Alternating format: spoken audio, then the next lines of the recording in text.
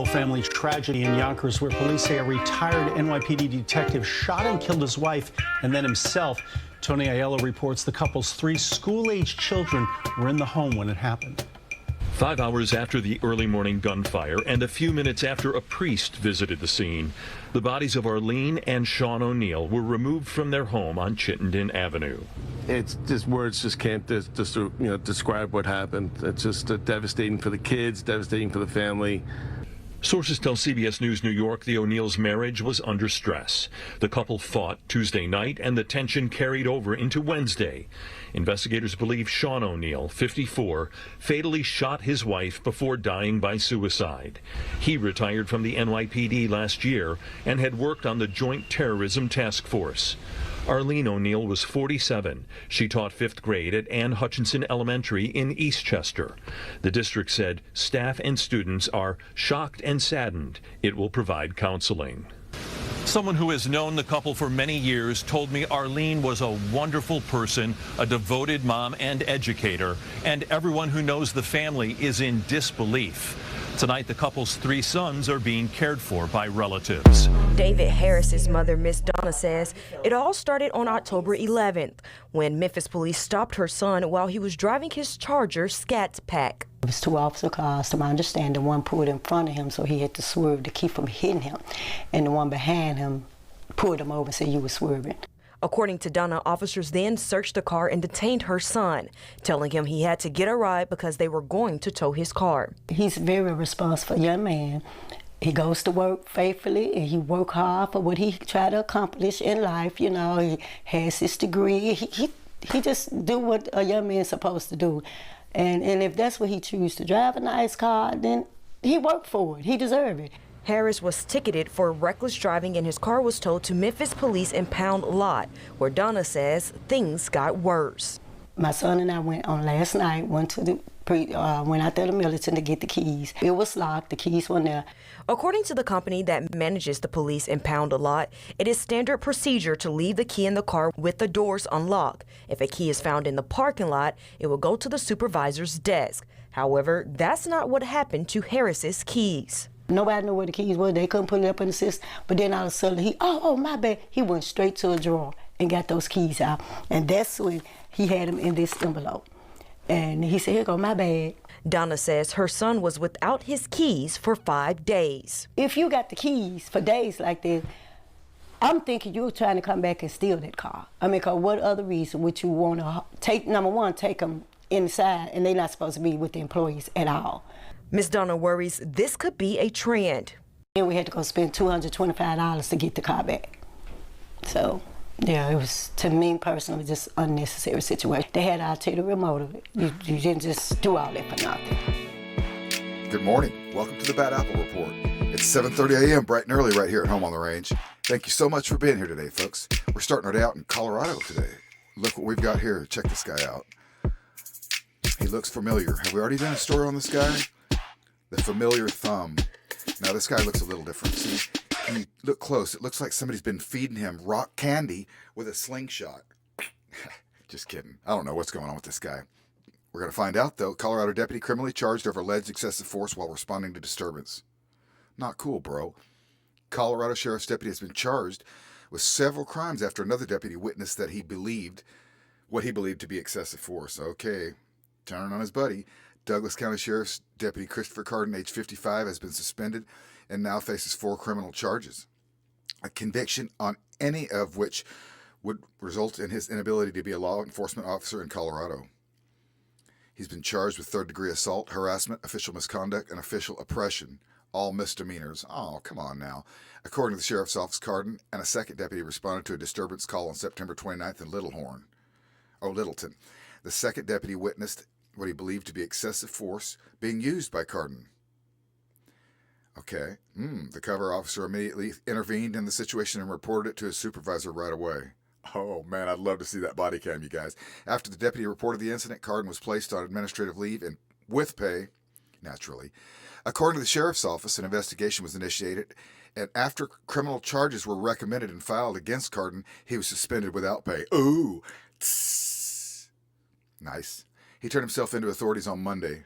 Aw. and he was booked on a $1,000 personal recognizance bond. Check him out, you guys.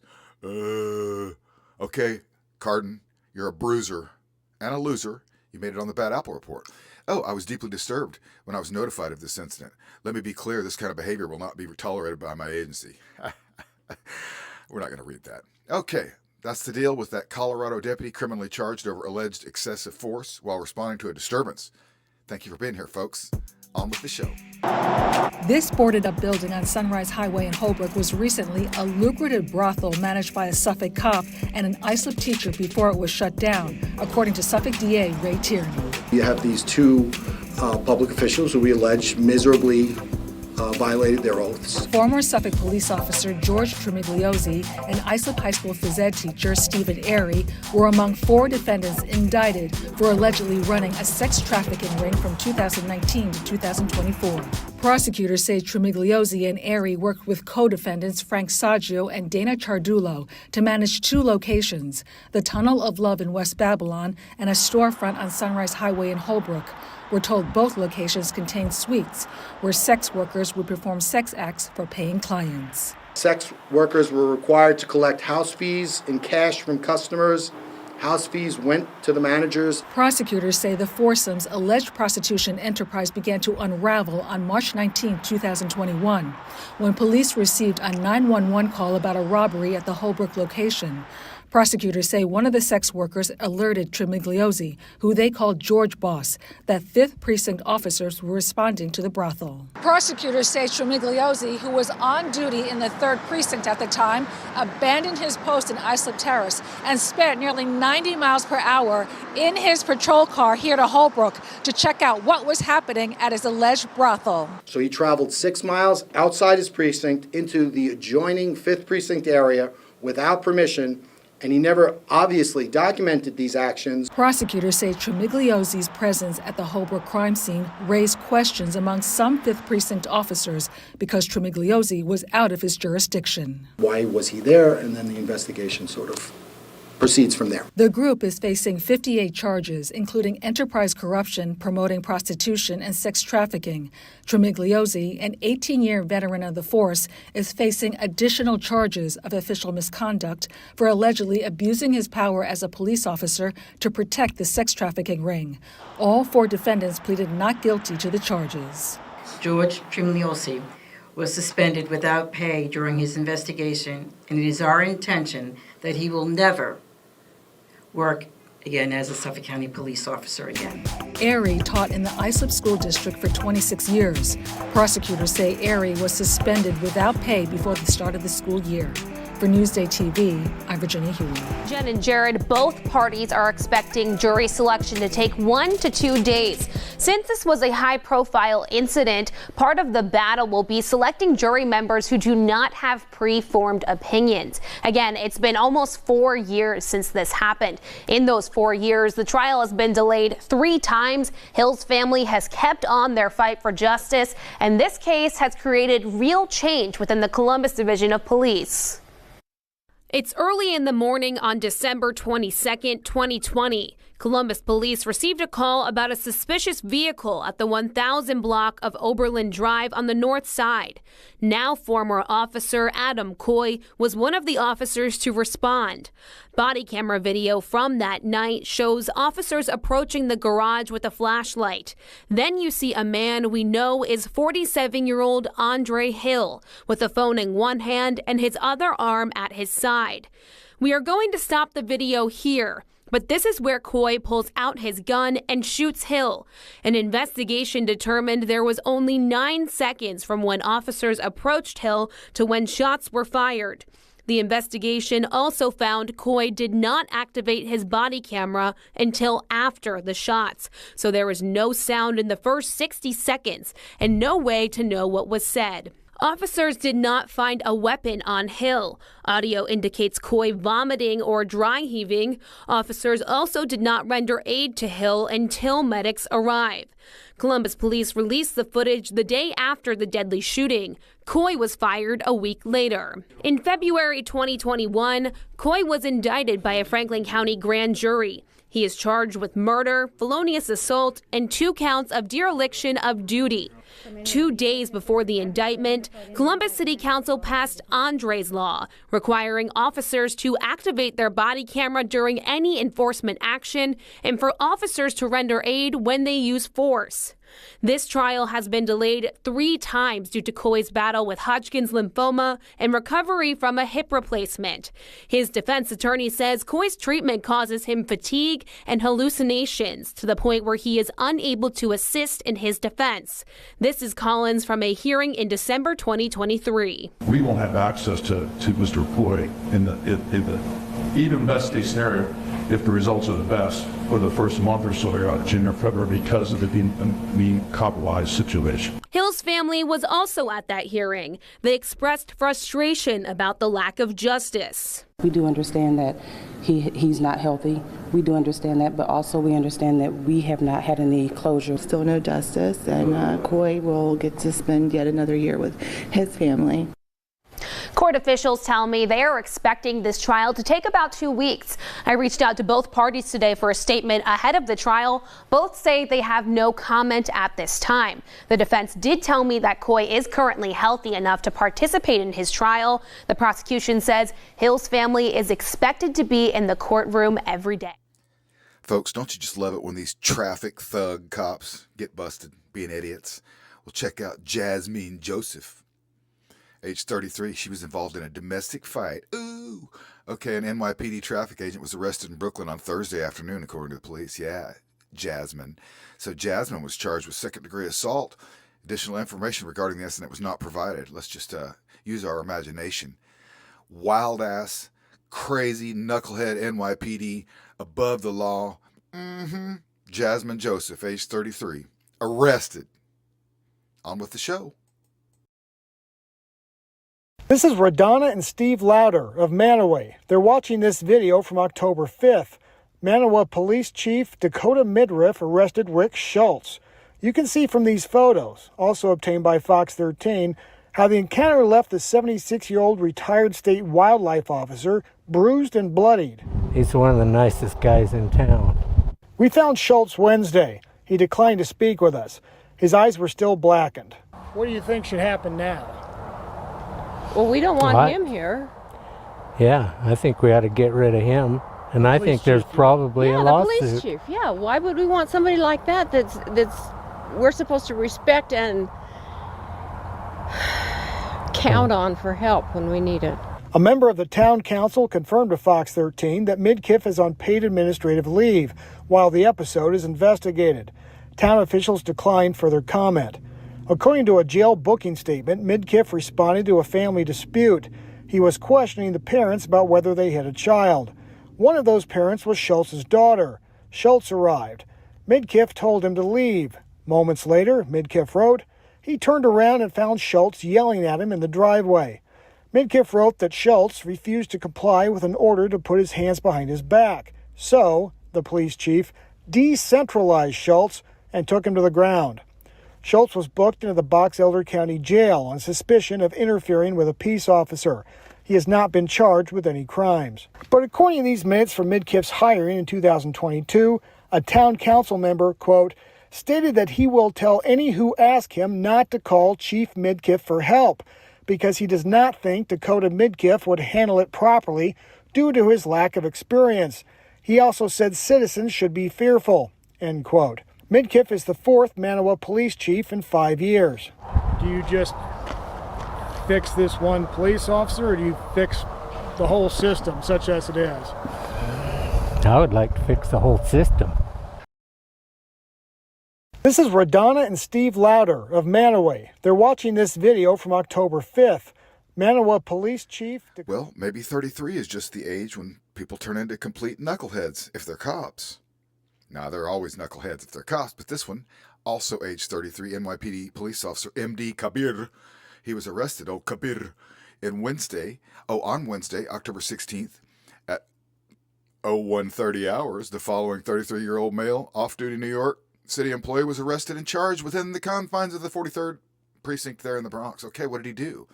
MD Kabir is an NYPD police officer. He's, 3rd-degree assault, 2nd-degree harassment, criminal obstruction of breathing. Kabir. The investigation remains ongoing. All charges are merely accusations, and all defendants are presumed innocent until and unless proven guilty. Oh, Kabir. You're guilty, aren't you, Kabir? Okay, you guys rock. Thank you so much for being here, and we're going to move on with the show. As we have been reporting, the Manhattan District Attorney's Office has opened a corruption investigation into City Hall involving the city's leasing of commercial properties. This now brings the number of corruption probes surrounding the mayor to 5 in total. The indictment of Mayor Eric Adams has brought renewed attention to the long-standing relationship between the mayor and the police department. Adams was elected with a promise of reducing crime in the city, and part of trying to fulfill that promise, some say, led to giving even greater powers to the police force. Mara Gay, a journalist with the New York Times, editorial board member, wrote an op-ed looking at the questions around the NYPD's culture of impunity and influence on City Hall, and she joins me now to talk a little bit more about this. Let's start, Mara. First of all, welcome to the Rush Hour. I'm so glad you're here. Thank you for having me. I want to talk about how the mayor got elected in the first place and his trying to fulfill that promise on getting tough on crime, what that has led to, what type of mayor has that made him become? Sure. So, of course, we had a situation in New York, like in many American cities, where during the pandemic we saw crime rise, and there were very real concerns around that throughout the city.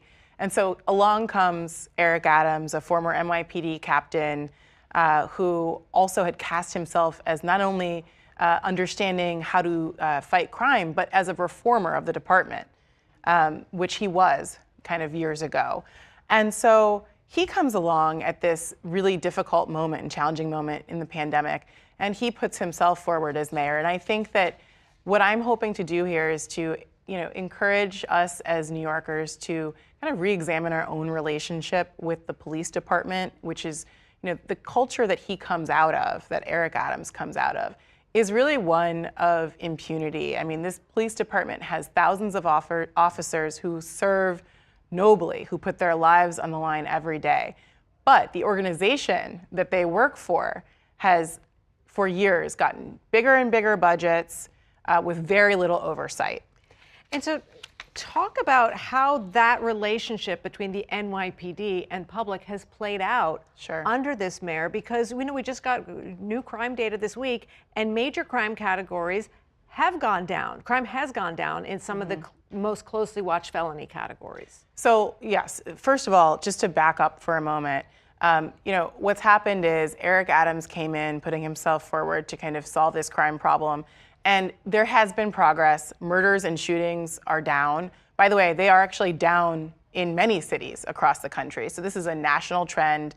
Crime has fallen since the kind of official end, if you will, of the pandemic. But if you look at some other categories of crime, rapes have ticked up slightly since Mayor Adams has come into office. So has crime on the subway and grand larceny. So it's kind of a mixed picture, and I don't say this to blame the mayor necessarily, because the reality is that the causes of crime are very complex, and policing is just part of that story.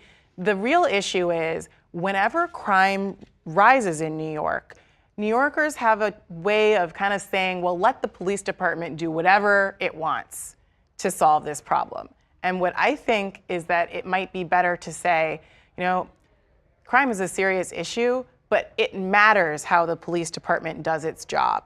So we do want them to keep us safe, but they also are public servants, and we have to make sure that that organization is accountable to the city it serves, and also, I would say, to the mayor at City Hall. And that's not quite what happened here. And so here we are with the mayor who has been indicted. And I want to see if you can link these two topics. I just want to read one quote from your article where you write, impunity isn't just about individual officers getting away with misconduct. It's also about the attitude of the department's leadership and the cues those leaders take from their bosses at City Hall. Right. Well, we have a couple examples that I mentioned in this piece that show us that I think the department is unfortunately straying from its mission in serving the public and keeping it safe. One is a really horrific shooting that we saw several weeks ago on a subway platform in Brooklyn. in which a knife-wielding suspect was shot, but so were 3 other people, including 2 just subway riders. And, you know, that can happen. It's horrific. It's tragic. These officer-involved shootings do take place, and they should be thoroughly investigated. The concern is that the mayor's response to that was to blindly defend the office. And that was a little bit strange, and I think really not what you want to see when you're talking about accountability. The other issue is, of course, this horrific situation where not only are these investigations surrounding the police department at City Hall, but we also have a man who has come forward, a Brooklyn bar owner, of course, Shamel Kelly, who has said that he was extorted by someone who was representing the police department and City Hall. And so I think we're starting to see some signs that the police department needs stronger oversight. It has been the case, I would argue, for many years that the police department needs stronger oversight. And the CCRB and those who oversee a little bit the police department don't really seem to have any teeth to actually make or force change. So just in our final seconds, you know, with this mayor under indictment and with what you say needs to be more oversight of the department, I guess there's no simple answer, but what's a first step? A first step would be no longer electing a mayor who was a police captain. Now, I'm not saying that is always a bad idea, but I think in this case, you really do want 2 independent agencies. And the police commissioner should report to the mayor. The mayor and the police commissioner should not be kind of one and the same. I think it's very clear that the NYPD, which is the nation's largest police department, needs a strong hand of oversight from City Hall. It did not get that with Eric Adams, and that's a problem not only for the public, but for officers who are putting their lives on the line every day. And that's it for the Bad Apple Report today, folks. Thank you so much for being here this morning and every morning right here at home on the range to watch. I really appreciate it. And you know what I'm going to do? No matter how busy I am or whatever's going on, I'm going to come up with some bad apples just for you. That's right. And we'll see you right back here tomorrow morning at 7:30 a.m. bright and early. Have a great day, folks.